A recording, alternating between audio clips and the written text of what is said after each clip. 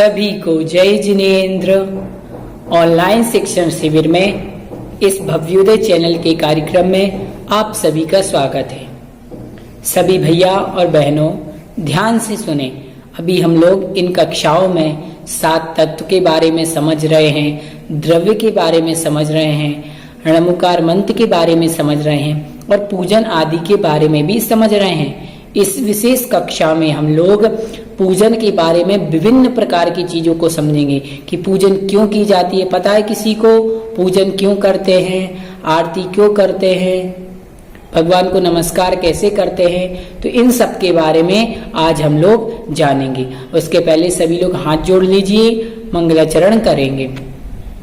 नमो अरिहंताणं नमो सिद्धाणं नमो आयरियाणं नमो वज्रायाणं नमो लोय सवसाहुरं।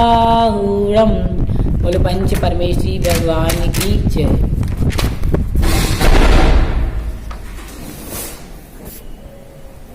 तो हम समझ रहे हैं कि पूजन क्यों करते हैं। आज हमें पढ़ना है कि हम पूजन क्यों करते हैं, कैसे करते हैं। देखिए, जिस प्रकार से आप सभी लोग प्रातः उठते हैं, स्नान करते हैं, दिन में भोजन भी करते हैं, स्कूल भी जाते हैं, ये सब क्यों करते हैं? क्योंकि अपने जीवन में हमें बहुत अच्छा बनने के लिए पढ़ना जरूरी है ना। चलने फिरने के लिए हमें खाना जरूरी है। खाना खाएंगे जब भी तो शरीर में ताकत आएगी, है ना।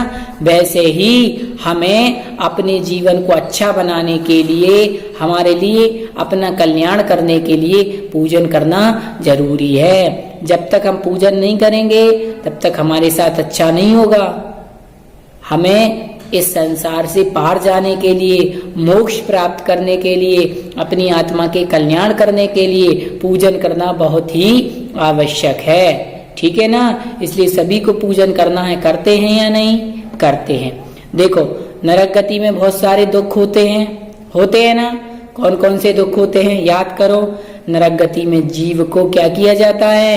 गर्म पानी में उबाला जाता है, उसके पीस पीस कर दिए जाते हैं। वहां की भूमि में बहुत दुर्गंध होती है, बहुत दुख मिलते हैं नरक में। तो नरक की निगोज से बचना है ना, नरक के दुखों से बचना है ना। उन नरक के दुखों से बचने के लिए पूजन करना बहुत ही जरूरी है। पापों से बचने के लिए, पापों को दूर करने के लिए पूजन करना बहुत ही क्या है? जरूरी है। तो समझ गए पूजन क्यों करते हैं? ठीक है। अब पूजन कैसे करते हैं? पूजन अष्ट द्रव्यों से करते हैं। कितने द्रव्य होते हैं? अष्ट। कौन कौन से होते हैं? कौन बताएगा नाम? सबसे पहला जल, चंदन, अक्षत, पुष्प, नैवेद्य, दीप, धूप, फल। ये अष्ट द्रव्य होते हैं। इनसे हम क्या करते हैं? जिनेंद्र भगवान की पूजा करते हैं। समझ गए सभी लोग? हाँ, एक बार और बोलूं? चलो। जल, चंदन, अक्षत, पुष्प, नैवेद्य, दीप, धूप और फल, ये 8 जो द्रव्य होते हैं, इन्हीं से जिनेंद्र भगवान की पूजन की जाती है। ठीक है। अब पूजन कैसे करें? सबसे पहले तो हमें अभिषेक करना चाहिए। अभिषेक पूर्वक ही पूजन करना चाहिए। सबसे पहले जिनेंद्र भगवान का अभिषेक करना चाहिए, फिर उसके बाद हमें पूजन प्रारंभ करना चाहिए। अब अभिषेक कैसे करें इसके बारे में भी समझते हैं। अभिषेक करने के लिए सबसे पहले तो हमें शुद्ध धोती दुपट्टे पहनना चाहिए। स्नान करके, स्नान भी कैसे करना है? शुद्ध प्राशुद्ध जल से, छने हुए पानी से। अनछने पानी से मत नहा लेना, नहीं तो क्या मतलब, कितने सारे जीवों की हिंसा हो जाती है ना। हाँ, तो सबसे पहले शुद्ध पानी से नहाना है और शुद्ध धोती दुपट्टे पहनना है। शुद्ध धोती दुपट्टे पहन करके जिन मंदिर जाना है, जीवों की रक्षा करते हुए कि रास्ते में कोई जीव हमारे द्वारा हिंसा को प्राप्त ना हो जाए। मंदिर जा करके फिर क्या करना है? संपूर्ण सामग्री को लगाना है। संपूर्ण सामग्री को लगा करके विधि पूर्वक जिनेंद्र भगवान का अभिषेक करना चाहिए। अभिषेक की जो विधि रहती है, कैसे किया जाता है? सर्वप्रथम मंगलाष्टक पढ़िए।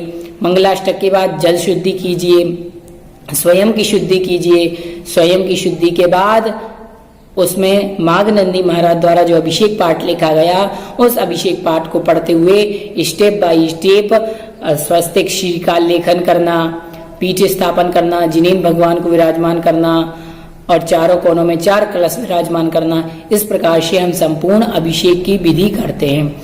अभिषेक पूर्ण होने के बाद क्या करें? पूजन प्रारंभ करें। पूजन में सर्वप्रथम विनय पाठ पढ़ें। विनय पाठ पढ़ने के बाद पूरी पूजा पीठिका पढ़ें, जो हमने पहली क्लास में पहले एपिसोड में पढ़ी थी। फिर उसके बाद आपको जो भी आपकी इच्छा हो, आदिनाथ भगवान, शांतिनाथ भगवान, पंच परमेश्वरी भगवान, उनकी आप पूजन प्रारंभ करें। पूजन प्रारंभ करने के बाद पूजन को बहुत ही आनंद के साथ करें, जल्दी जल्दी नहीं, बड़े ही आनंद के साथ। पूजन करने के बाद एक पूजा करना हो तो 1, 2 करना हो तो 2, अर्घावली और अंत में शांति पाठ और विसर्जन करें। ठीक है।